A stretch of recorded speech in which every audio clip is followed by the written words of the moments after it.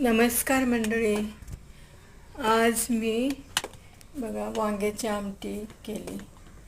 कशी केली चला करूया आपण. बघा वांगी आणि पावटा एकदम ताजा होता. पावटा मी सोलून ठेवला आणि वांगी एकदम ताजी.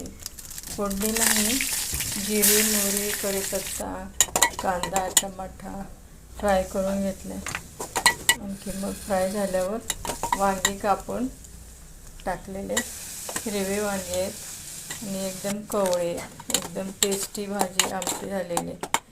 आणखी अशी भाजी आमटी भाताबरोबर छान लागते. तूप घातलेलं शेंगाचं. आणखी चांगली शिजवून लगेच शिजते, 10-15 मिनटात शिजते.